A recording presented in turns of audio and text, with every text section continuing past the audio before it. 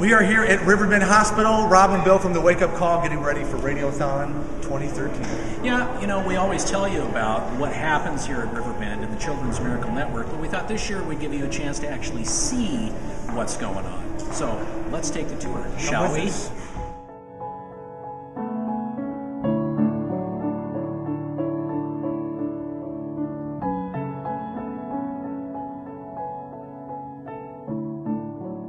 Okay, so the deal is, before we can actually go into the NICU, that's the neonatal intensive care unit, we have to scrub in, because the babies, not only being born premature, but they also have a very low resistance to disease. So as a result, we have to do everything we can to try and be clean. Hence, I have red hands.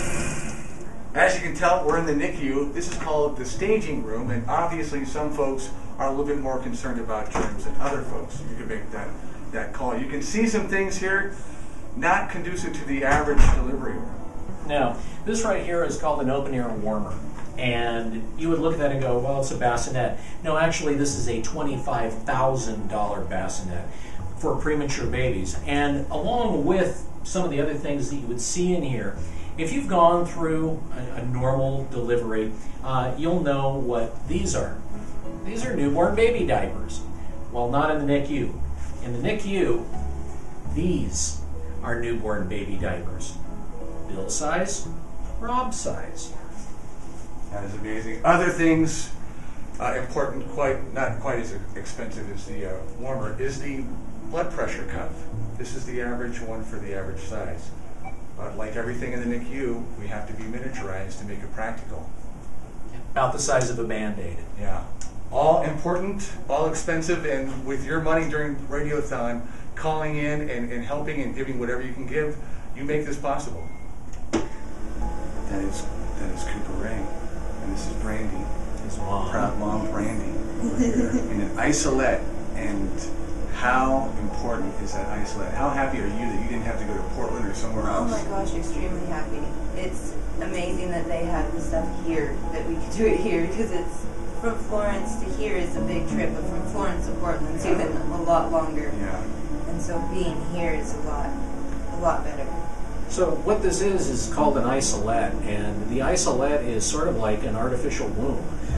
When the baby's born premature, they put the baby in there so that the baby can, well, basically gestate, and that's where he's at. You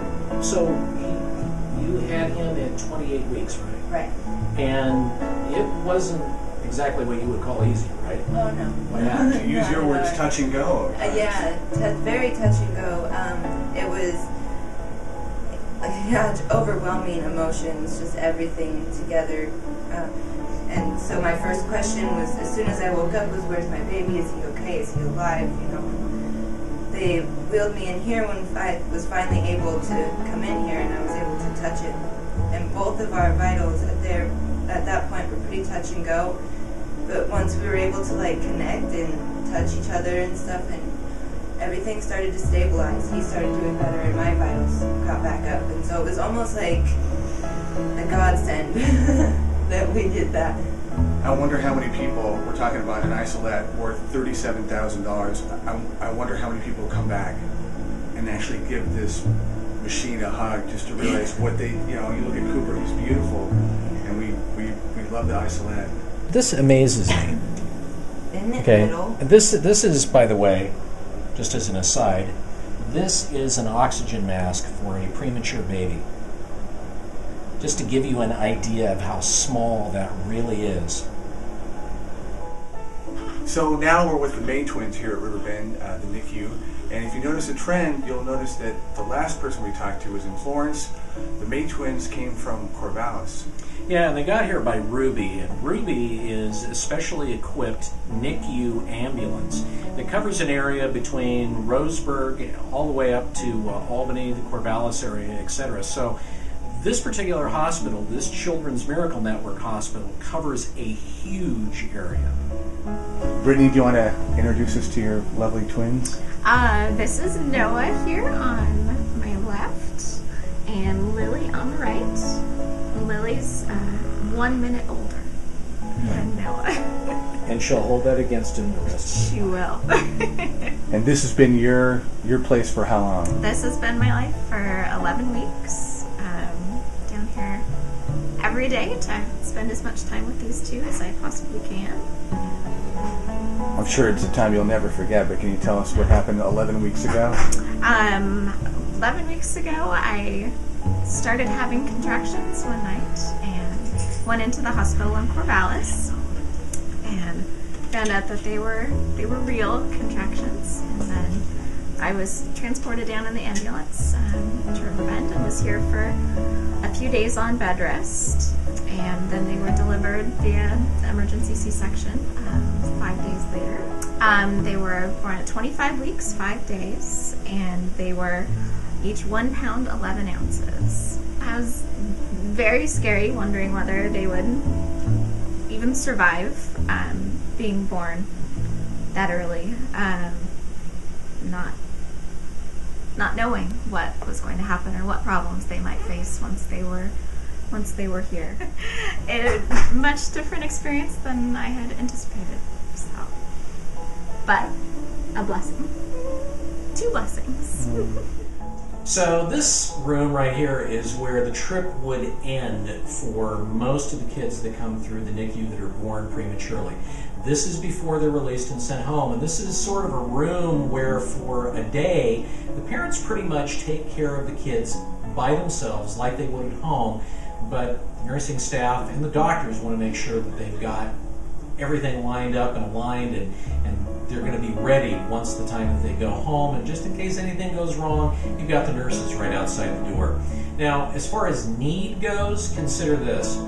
We've seen just a few of the children here in the NICU. On an annual basis, almost 600 kids come through this particular unit. So the need, obviously, is pretty incredible. Yeah, everybody that has a baby, you pray for uneventful, you pray for just routine, but there are 600 families that go to Riverbend's NICU and have everything and anything but that. And they're thankful that the equipment is here at Riverbend, the people, and I think you can tell the character, the people that are involved here at NICU on both sides of the situation are amazing. And you continue that when you call and help us out with Radiothon. Things aren't cheap. You heard Brittany talk about the CPAP. Yeah, CPAP.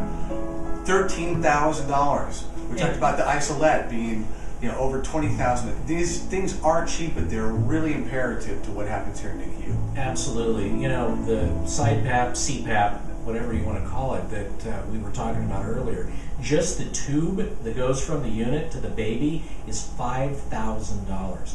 All of this stuff is pretty much almost custom made. It's like medical equipment on a tiny scale, and so as a result it costs a lot more.